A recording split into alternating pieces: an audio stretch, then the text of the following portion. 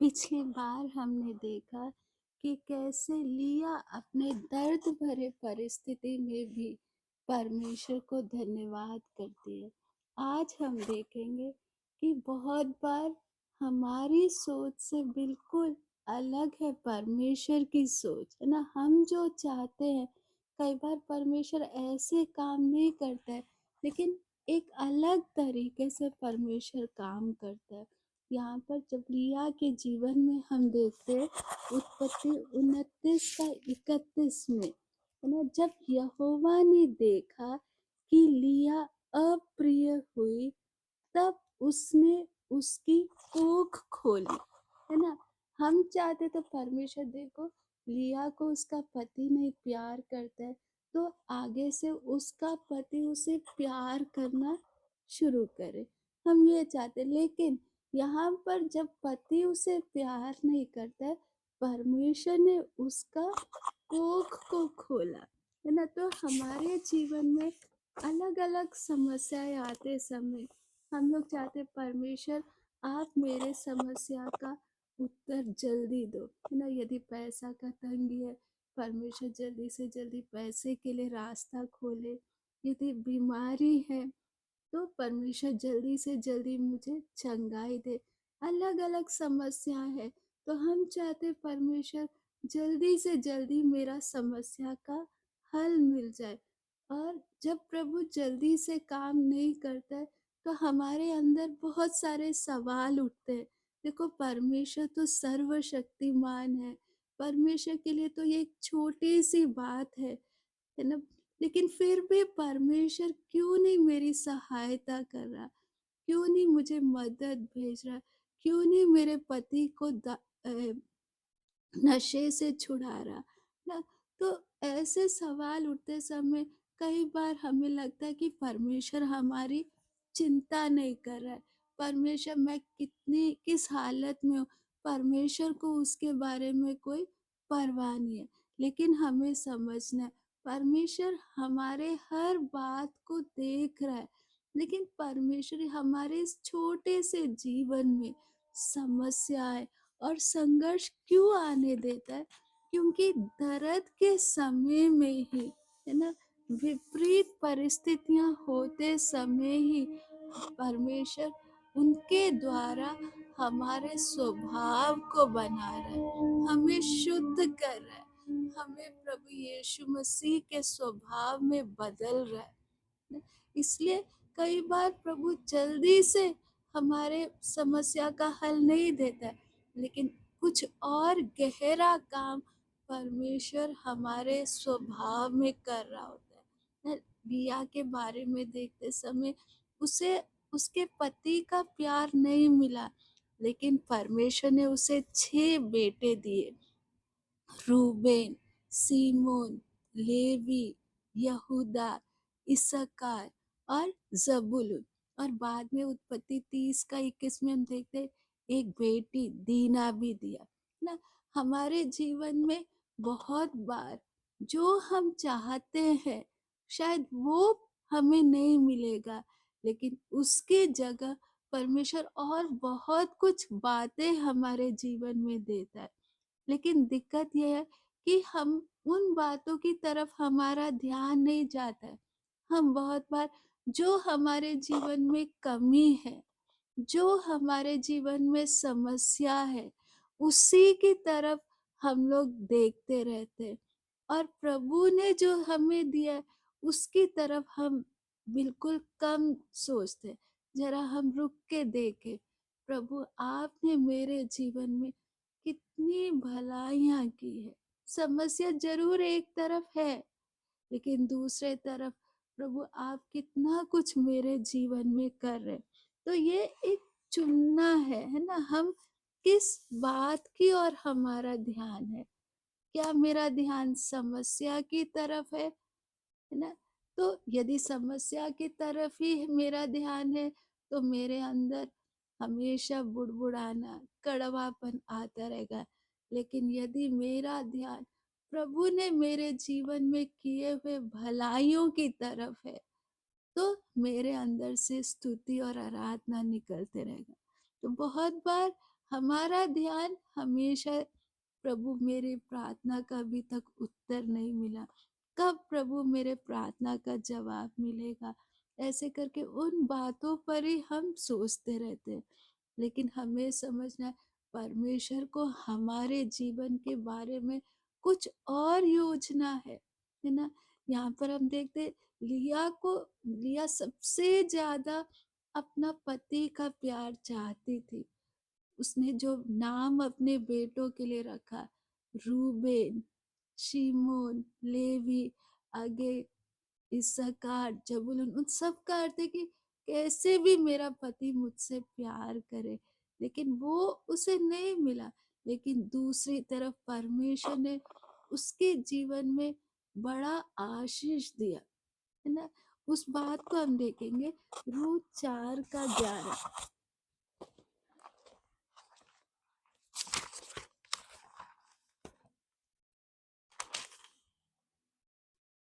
तब फाटक के पास जितने लोग थे, उन्होंने और वृद्ध लोगों ने कहा, हम साक्षी है, ये जो स्त्री तेरे घर में आती है, उसको यहोवा इज़राइल के घराने की दो उपजाने वाली राहेल और लिया के समान करे। यहाँ उपजाने वाले का मुंह ने लिखा है घर को बनाने वाली, है ना। तो इज़राइल के घर को बनाने वाली दो स्त्रियां, लिया और राहेल ना। याकूब ने तो लिया को नहीं चुना, याकूब ने राहेल को चुना था।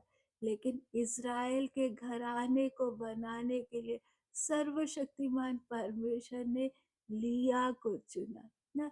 लिया के 6 बेटे जो हुए थे, उनमें से 2 बेटे लेवी और यहूदा, है ना। उनका जो इज़राइल के ऊपर जो असर है वो राहेल के बच्चों से बढ़कर है ना। यहूदा से सारे राजा, दाऊद से लेकर सारे राजा लोग, हिजकिया, आशा, जोशया, सब यहूदा गोत्र से आए, जो लिया का पुत्र था। बाद में हम देखते हैं प्रभु यीशु मसीह भी यहूदा गोत्र में जन्म लिए, है ना। लेवी के गोत्र में से सारे मिलाप वाले तंबू में सेवा करने वाले बने। परमेश्वर ने लेवी गोत्र को अपने लिए अलग किया ना। लेवी लिया का पुत्र था। हम देखते हैं कि जो लोग इजरायली लोग जब कनान देश में प्रवेश करने जा रहे थे, बुड़बुड़ाने के कारण सब लोग जब मरुभूमि में मर गए, तो केवल 2 लोग पुराने पीढ़ी के प्रवेश के, एक यहोशू और दूसरा कालेब। कालेब भी लिया का पुत्र है। हाँ, हम जब बाइबल के बारे में देखते वक्त, बाइबल के जो पहले 5 किताबें है ना, उत्पत्ति, निर्गमन, लेवी, गिनती और व्यवस्था विवरण, ये 5 पुस्तक मूसा ने लिखा। और मूसा लेवी गोत्र का था। आगे हम देखते कि एजरा भी लेवी गोत्र का था। नेहमिया यहूदा गोत्र का था। फिर भजन संगीता में से 73 भजन संगीता दाऊद ने लिखा है। दाऊद यहूदा गोत्र का था। नीति वचन, सबोपदेशक, श्रेष्ठ गीत, ये सब सुलेमान ने लिखा। सुलेमान भी यहूदा गोत्र का था, है ना। और यशाया, यिर्मयाह, यहेजकेल, ये तीनों भी लेवी गोत्र के थे। तो पुराना नियम पूरा लेकर देखेंगे तो जो मुख्य भाग वो पूरा लेवी, लिया के बच्चों ने ही लिखा है। यदि लिया और उसके बच्चों ने लिखा हुआ को अलग करेंगे तो थोड़ा ही रह जाता है ना। प्रभु ने लिया के बच्चों को इस्तेमाल किया। आगे हम देखते नए नियम में, नया नियम शुरू होते समय हम देखते जकरिया और एलीशिबा, यूहन्ना बपतिस्मा देने वाला, वो सब लेवी गोत्र के थे। आगे यूसुफ यहूदा गोत्र का था। प्रभु यीशु मसीह यहूदा गोत्र से आए। तो प्रभु यीशु मसीह का जीवन हम 4 सुसमाचार में देखते हैं, है ना? मत्ती, मरकुस, लूका और यूहन्ना। प्रेरितों के काम में हम एक बरनबास को देखते हैं। हम पढ़ते हैं प्रेरितों के काम उसका 4 अध्याय का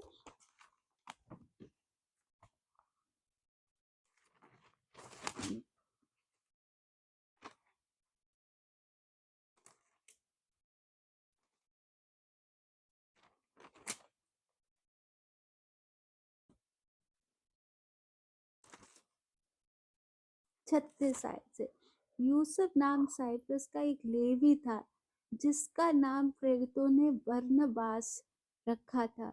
उसकी कुछ भूमि थी, जिसे उसने बेचा और दाम के रुपए लाकर प्रेरितों के पांव पर रख दिए।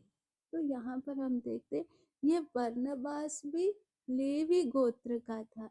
बाद में यही बरनबास, है ना, जब पौलुस विश्वास में आया, तो जब विश्वास में आए तो प्रेरित लोग जो 12 थे, उन लोग जल्दी उसे स्वीकार करने को तैयार नहीं थे। यरूशलेम की कलीसिया उसे स्वीकार नहीं करी थी, क्योंकि उन लोगों के अंदर डर था कि ये कहीं का उल्टा होकर यहाँ पर भी बर्बादी ना करे।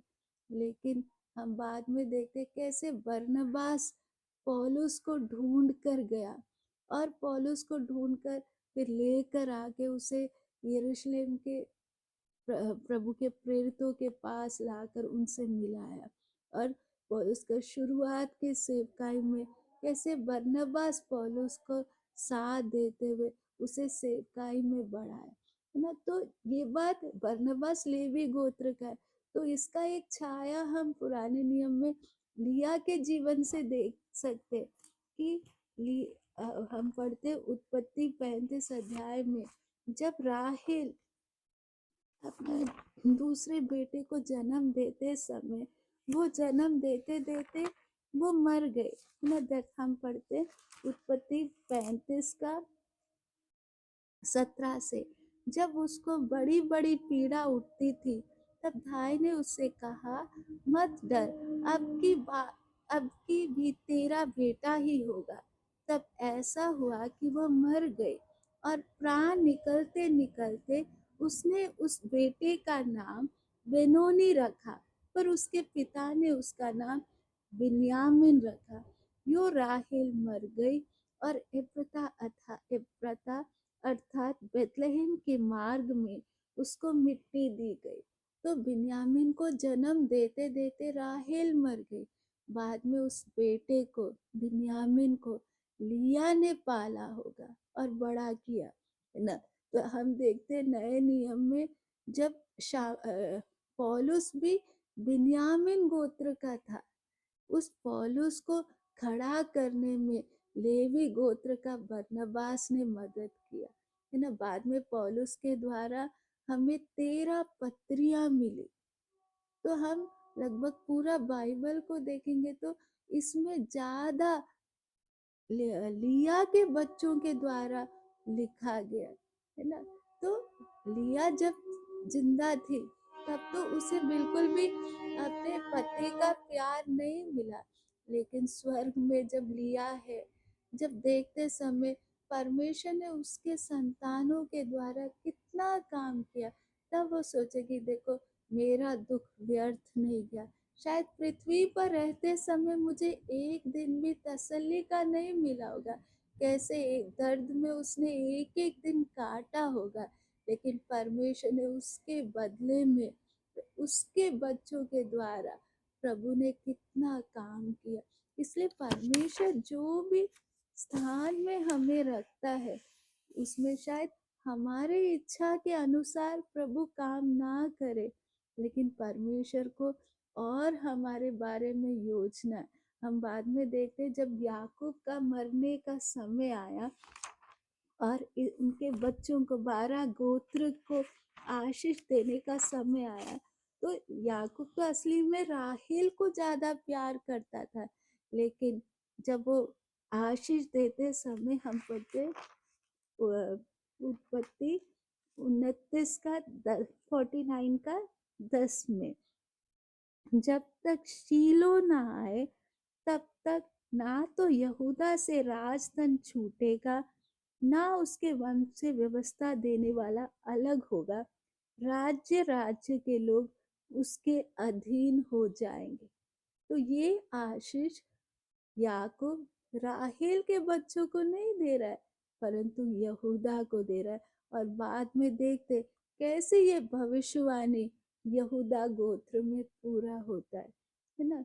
और याकूब का जब मरने का आशीष देने के बाद जब मरने का समय आया है ना, उसका 49 का 29 से हम पढ़ते हैं, मैं अपने लोगों के साथ मिलने पर हूँ, इसलिए मुझे हित्ती एप्रोन की भूमि वाले गुफा में मेरे बाप दादाओं के साथ मिट्टी देना, अर्थात उसी गुफा में जो कनान देश में ममरे के सामने वाली मकपेला की भूमि में है।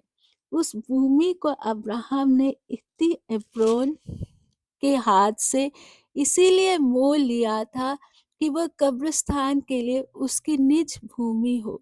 वहां अब्राहम और उसकी पत्नी सारा को मिट्टी दी गई थी। वही इसहाक और उसकी पत्नी रिबका को भी मिट्टी दी गई, और वही मैंने लिया को भी मिट्टी दी। वह भूमि और उसमें की गुफा हित्तियों के हाथ से मोल ली गई है। याकूब जब अपने पुत्रों को ये आज्ञा दे चुका, तब उसने पांव खाट पर समेट प्राण छोड़े और अपने लोगों में जा मिला। यहाँ पर हम देखते कि कैसे याकूब बोल रहे, जहां लिया को मिट्टी दी वहीं पर उसे भी मिट्टी देना, है ना। तो सोचो, जीवन भर उसका ध्यान राहेल के साथ ऊपर था, लेकिन अब मरते समय जहां लिया को दफन किया वहीं पर याकूब को भी दफन किया, है ना? तो कैसे लास्ट में परमेश्वर लिया का वो इच्छा का जो था कि कैसे भी मेरा पति मुझे प्यार करे, लास्ट में याकूब को भी लिया के पास ही दफन किया गया ना। हम देखते हैं हमारे जीवन में भी परमेश्वर कई बार बहुत दर्द भरे कठिन परिस्थिति से क्यों लेकर जाता है। हम देखते हैं एक सिप्पी के अंदर एक मोती कितना दर्द के साथ तैयार होता है ना। सिप्पी का हम देखते हैं उसका स्किन बहुत नाजुक सा होता है। जब उसके अंदर एक रेत का कंकड़ जाकर घुसता है ना, जैसे हमारे आंख में भी यदि एक छोटा सा रेत का एक छोटा सा कुछ कुछ है, हमें कितना दिक्कत होता है। इसी प्रकार जब उसके स्किन के अंदर एक छोटा सा रेत का वो जाकर घुस जाता है, तो उसको बहुत दर्द होता है। तो उस दर्द को दबाने के लिए उसके अंदर से ही एक पदार्थ निकलता है, कैल्शियम कार्बोनेट, और उस रेत के ऊपर परत बनाते जाता है ताकि उससे उसको तकलीफ ना हो।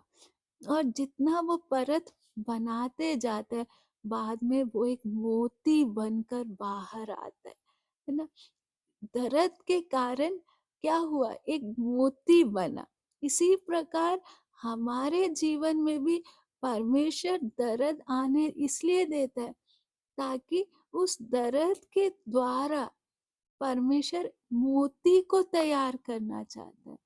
यदि हम अपने दर्द के समय हम अपने मन को कठोर ना करें, हम बुड़बुड़ाए ना, तो प्रभु एक बड़ा मोती को हमारे अंदर तैयार करेगा। लेकिन दिक्कत क्या है, दर्द आते ही हम लोग बुड़बुड़ाना शुरू करते हैं।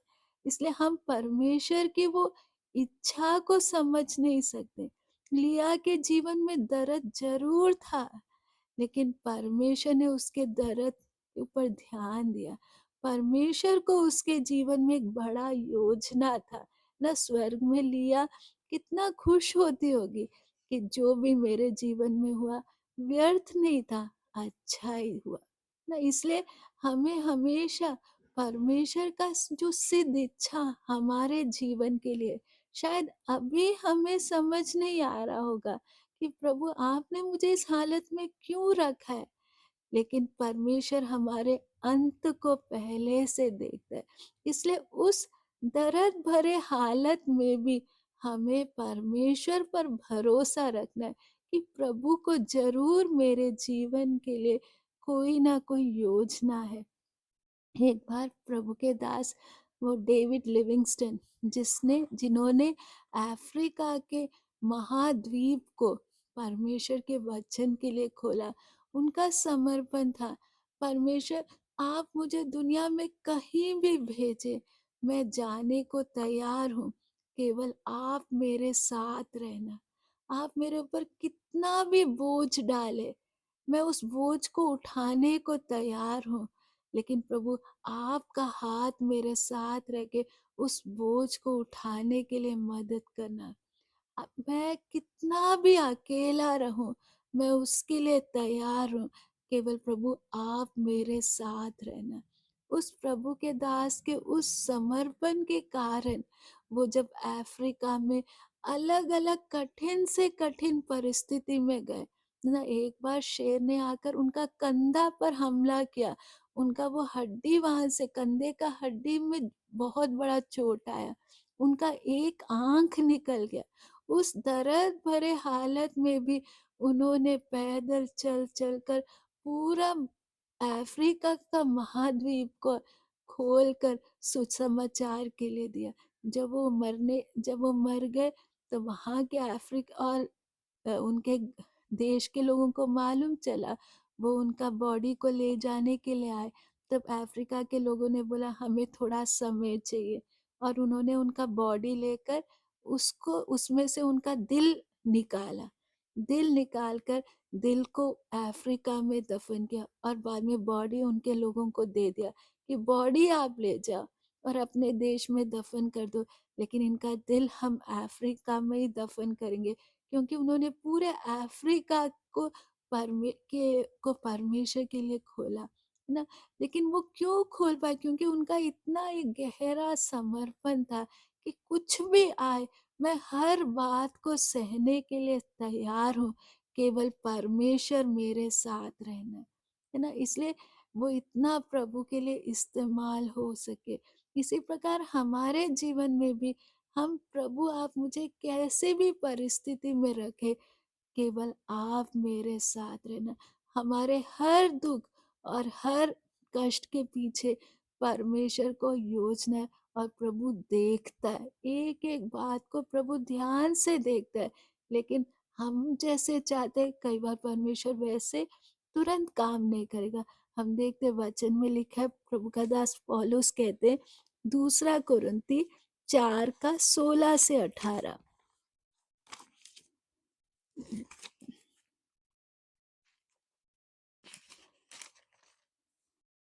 इसलिए हम हियाव नहीं छोड़ते, यद्यपि हमारा बाहरी मनुष्य नष्ट होता जाता है, तो भी हमारा भीतरी मनुष्यत्व दिन प्रतिदिन नया होता जाता है, क्योंकि हमारा पल भर का हल्का सा क्लेश हमारे लिए बहुत ही महत्वपूर्ण और अनंत महिमा उत्पन्न करता जाता है।